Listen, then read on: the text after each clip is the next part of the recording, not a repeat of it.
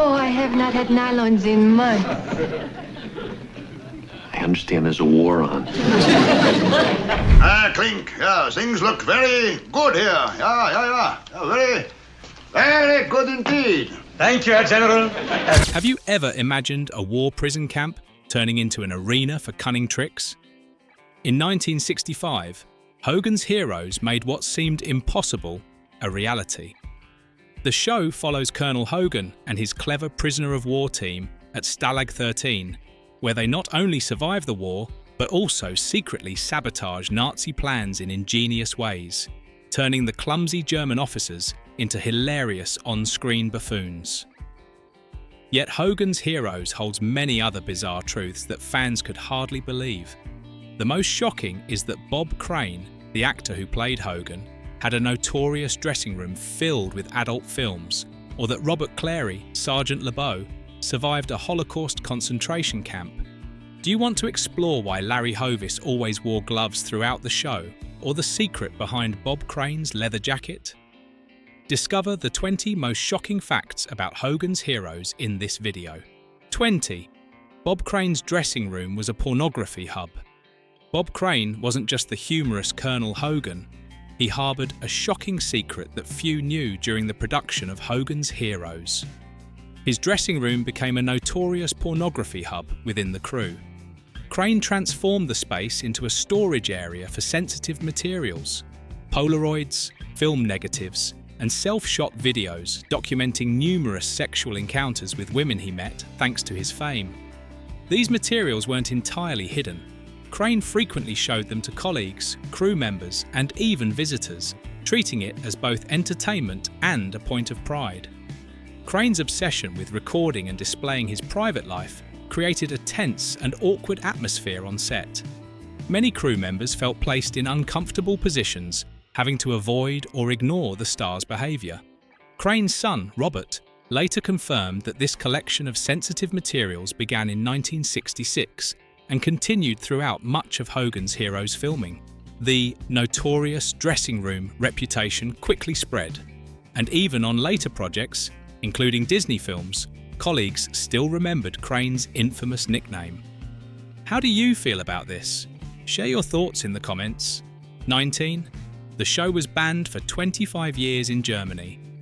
While Hogan's Heroes shook up American television in the 60s and 70s, in Germany, the show was off-limits for over 25 years. The reason? The Stalag 13 prison camp setting, clumsy and comical German officers, all reminded people of the sensitive memories of Nazism, a wound still raw in post-war German society.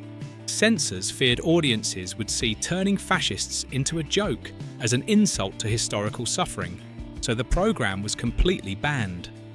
However, when the Berlin Wall fell and Germany entered a new era in the early 90s, Hogan's Heroes was finally brought to German viewers. And the result was surprising. Instead of anger, they welcomed the show warmly. Contrary to initial fears, audiences enjoyed seeing Nazis turned into harmless, incompetent, and easily fooled figures by Allied prisoners. For Germans, it was a way to desacralize the Nazi image, transforming it from a symbol of fear into a comedic figure on television. Eventually, the show became a cult hit in Germany. Generations of viewers watched Hogan's Heroes not only as entertainment, but also as a reminder that humour can overcome the darkness of history. 18. Bob Crane married his co-star. A lesser-known fact is that Bob Crane fell in love with Sigrid Valdis, the actress playing Colonel Klink's charming secretary, Hilda. Initially a minor character, Valdis's charm and intelligence quickly drew attention, not only from the audience but also from the show's leading star. Their relationship blossomed in the simulated setting of a German POW camp, where they were both colleagues and confidants. The pinnacle of this romance was a one-of-a-kind TV wedding. On October 16, 1970, Crane and Valdis exchanged vows on the Hogan's Heroes set, witnessed by the cast and crew, who had become a second family. This was not only a media spectacle, but proof that love could emerge and shine even in unexpected settings. After the wedding, Valdis stepped back from acting to focus on family, and the couple welcomed their son, Scotty Crane, in 1971. However, this fairy tale marriage could not escape turbulence. By the late 1970s, Crane and Valdis were separated, reportedly on the verge of divorce when tragedy struck. In June 1978, Bob Crane was brutally murdered in Scottsdale, Arizona, in a mysterious case that still sparks debate. Some sources suggest the couple reconciled before his death, but the truth may never be fully known. How do you feel about Bob Crane's real life? Let me know your thoughts. 17. The set was destroyed in a horror movie. When Hogan's Heroes ended in 1971, the wooden barracks, camp gate, and watchtower of Stalag 13 still stood on the legendary 40 acres backlot in Culver City. This had been home to many classic productions, from Gone with the Wind to Star Trek. Yet the fate of TV's most famous camp took a bizarre and dramatic turn. Just a few years later, Stalag 13 was no longer the comedic stage for Colonel Hogan and his team, but became the set for a shocking horror film. Ilsa, She-Wolf of the SS, 1975. In the script, the ending required the entire Nazi camp to be engulfed in flames. Instead of building a fake set, the filmmakers borrowed the actual Stalag 13 set. In 1974, as cameras rolled, the familiar barracks where Schultz once said, "I know nothing," was set ablaze for real. The fire consumed the camp, a dramatic cinematic scene, but also the permanent closure of a piece of television history. 16. Larry Hovis always wore gloves because of his wedding ring. Throughout 6 years on Hogan's Heroes, Larry Hovis, playing Sergeant Carter, refused to remove his wedding ring, despite the character's requirements. To Hovis, the ring represented an eternal vow to his wife, and no professional pressure could make him take it off, even though Carter was portrayed as a single soldier with no family back home. This stubbornness forced the crew to improvise. In most scenes, Carter wore gloves, even when it didn't make sense, indoors or when other characters had bare hands. When gloves were impossible, Hovis cleverly hid his left hand, in pockets, behind his back, or turned away from the camera. Directors, cinematographers, and producers had to constantly monitor him to ensure the forbidden ring didn't break the illusion of Carter being an unmarried prisoner. Yet eagle-eyed viewers occasionally spotted the wedding ring in some episodes when the concealment failed or Hovis slipped. These rare glimpses became a treasure hunt for loyal fans, pausing and replaying scenes to catch the real-life love Hovis protected. Do you find this character fascinating? Share your thoughts in the comments. 15. 4 Nazi characters were Jewish refugees. A bizarre fact about Hogan's Heroes is that 4 of the weekly Nazi characters were actually Jewish actors, people who had fled Hitler's claws in real life.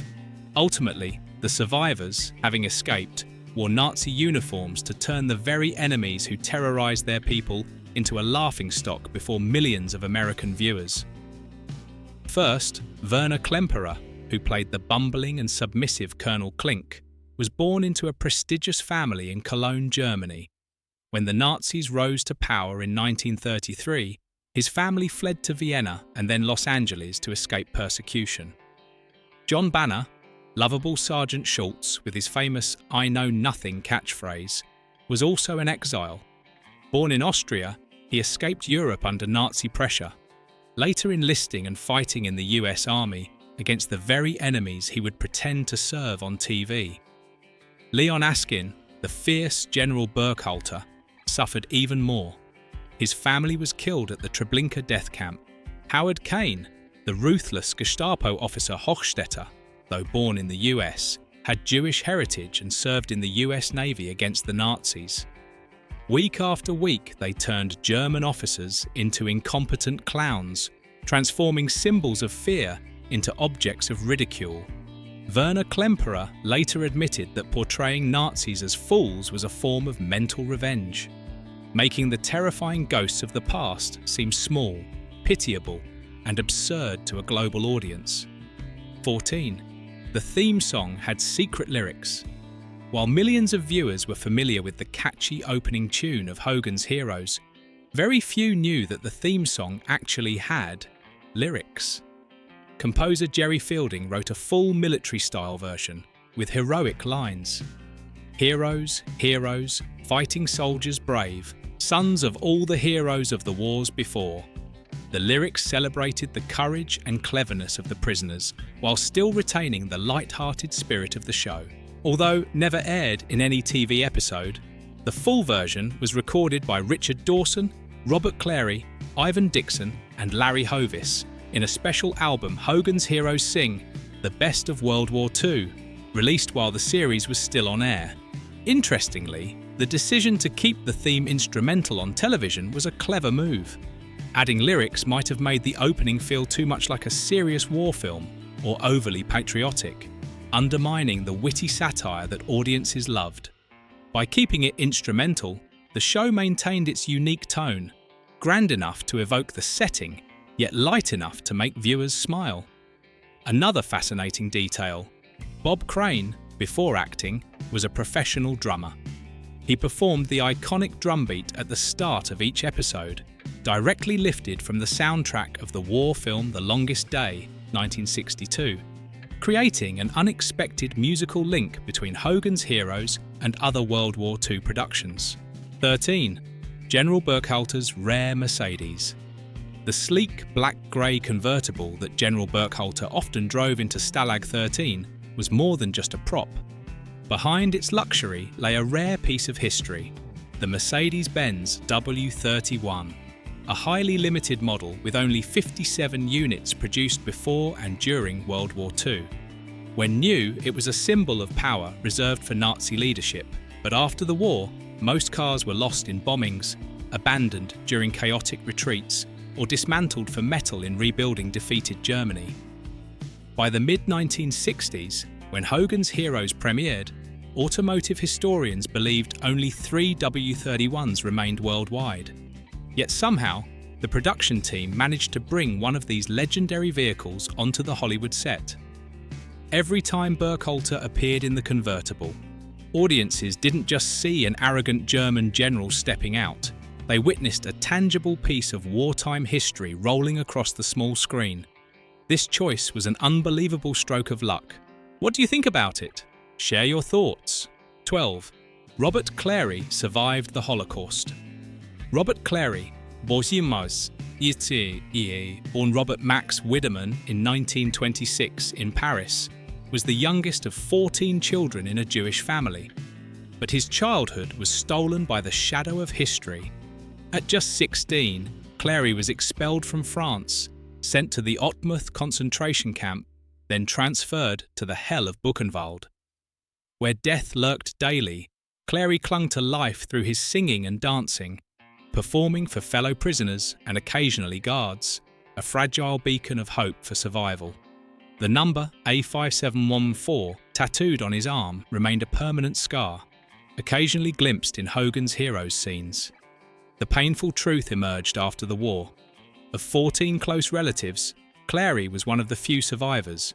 His parents and 12 siblings perished in death camps, including Auschwitz. He emerged from the darkness carrying those horrific memories and transformed his artistic career into a testament to human resilience. Ironically, Clary chose to portray a POW in a comedy, bringing laughter and relief to a setting that had once haunted his life. His memoir From the Holocaust to Hogan's Heroes stands as a legacy, tracing the path from unimaginable horror to enduring hope. 11. Richard Dawson couldn't speak with an American accent. Before becoming the sly Corporal Newkirk, Richard Dawson had aimed for the lead role of Colonel Hogan. At casting, he walked in confidently, but his distinct British accent betrayed him from the first lines. Despite attempts to mimic an American's cheeky style, even adding a hint of comedian Phil Silvers's tone, Dawson couldn't mask his unmistakable English accent. For a quintessentially American character like Hogan, this was a deal-breaker. Producers ultimately removed him from the lead role, giving Bob Crane the opportunity instead. Yet Dawson turned this setback into an advantage. He accepted the supporting role of Corporal Peter Newkirk, a cunning, deceptive trickster. Here, his British accent, once a flaw, became a weapon, making Newkirk vivid and unforgettable. 10. Bob Crane's leather jacket once belonged to Frank Sinatra. Colonel Hogan's iconic leather jacket in Hogan's Heroes had an interesting journey. Before Bob Crane wore it, the jacket appeared on screen in the war film Von Ryan's Express, 1965, with Frank Sinatra. Produced by Western Costume Company in Hollywood, the jacket was more than a prop. It witnessed two entertainment legends, a world-famous singer and one of the 1960s most beloved TV personalities. Remarkably, the jacket didn't vanish with the series finale. It reappeared in the biopic Autofocus, 2002, where Greg Kinnear portrayed Bob Crane, as if the jacket's life and the character's destiny intertwined. Decades later, the unique piece was auctioned for $2,500 before being preserved at the Liberty Aviation Museum in Ohio, where nostalgia fans can see it up close. 9. Bob Crane turned down multiple big opportunities. Bob Crane's path to becoming the legendary Colonel Hogan was full of unexpected turns. He initially declined up to 3 major TV opportunities before taking the career-defining role. At the time, Crane was already a radio star in Los Angeles, the king of the airwaves, with a charming voice, quick humor, and engaging delivery. TV executives saw him as a natural successor to the small screen. The first opportunity Crane missed was a coveted seat on a late-night talk show, previously held by Jack Paar and later Johnny Carson. Had he accepted, Crane might have become a TV icon beyond a single sitcom. He also rejected 2 promising sitcom scripts, Please Don't Eat the Daisies, adapted from a best-selling book and 1960 film about a large family and quirky housekeeper, and My Living Doll, a sci-fi comedy pairing him with Judy Newmar as a man living with a beautiful robot. Both succeeded without Crane, who could have remained only a radio king who missed TV fame. Then Hogan's Heroes landed on his desk. Crane skimmed the script and laughed. It was a serious war story about POWs. Nothing exciting, only when his agent clarified, "No, it's a sitcom, a huge joke in a prison camp setting," did Crane pause. He bet on this crazy idea, and that gamble made him a 1960s TV icon. 8. Werner Klemperer was a talented violinist. Werner Klemperer, who played the clumsy Colonel Klink on screen, came from a family and musical background that was anything but ordinary. He was the son of Otto Klemperer, the renowned 20th century conductor, and Johanna Geisler, a famous opera soprano. Born into a family where music was a way of life, Werner was trained in piano and violin from an early age and received formal classical training. Many sources even describe him as a concert-level violinist and pianist, capable of performing seriously on stage. Interestingly, in Hogan's Heroes, his character, Colonel Klink, often held a violin and played it terribly. The offbeat, screeching notes were used as a comedic device, making the audience enjoy Klink's clumsiness even more.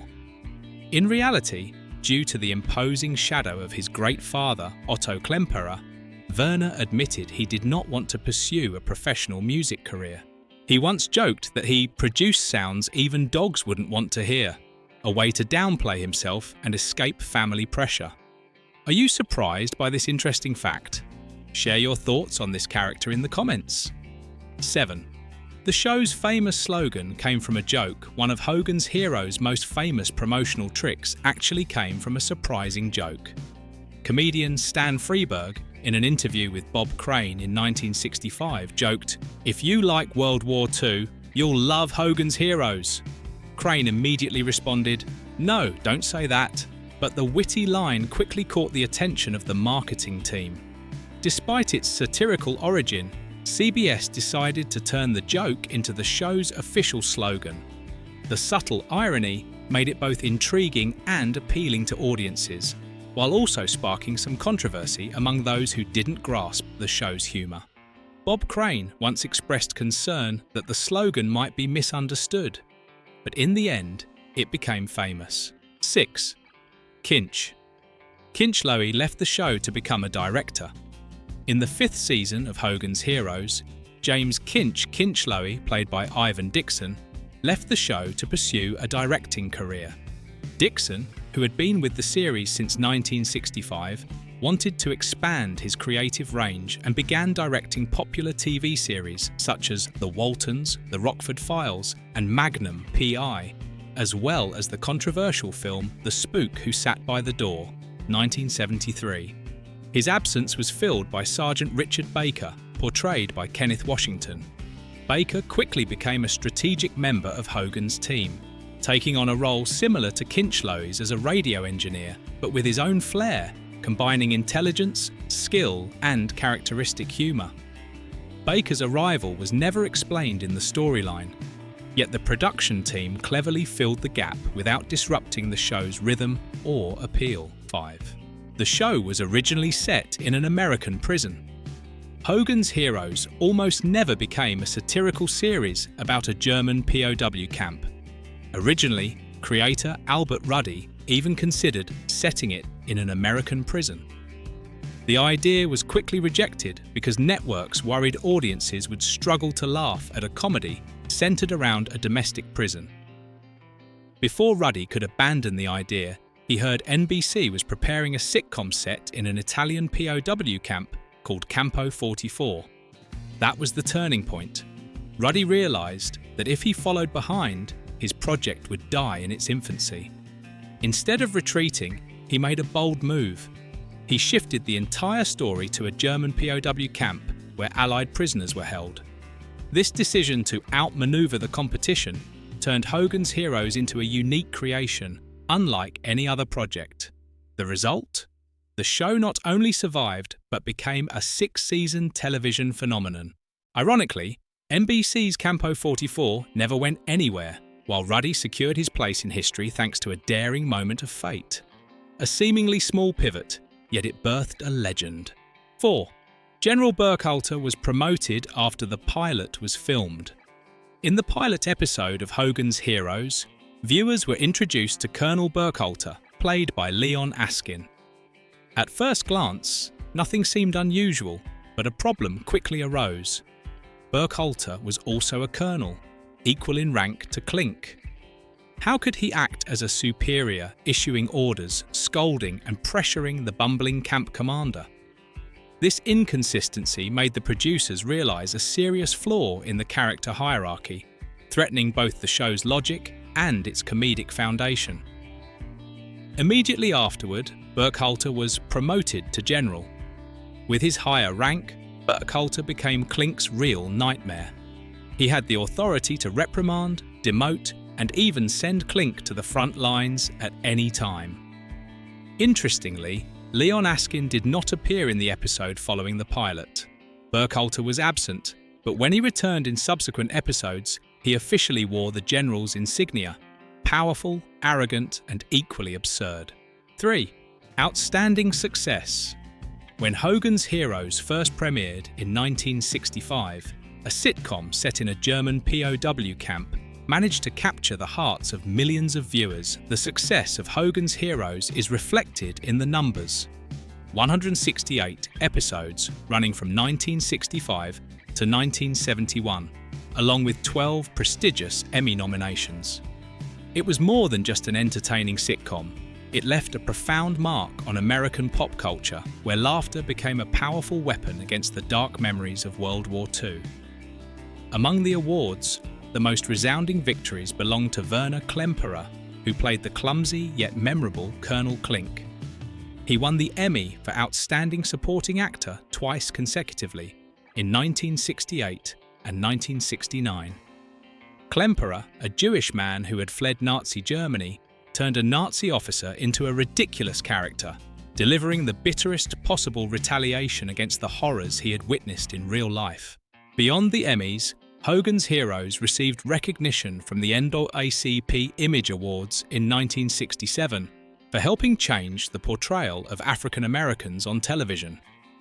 From a controversial idea, the show overcame all doubts to become a classic, proving that laughter is not only for entertainment, but also a way to heal and challenge the dark legacies of history.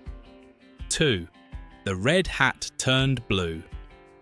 Among the show's most amusing mistakes, Labau's hat became a topic of fan discussion.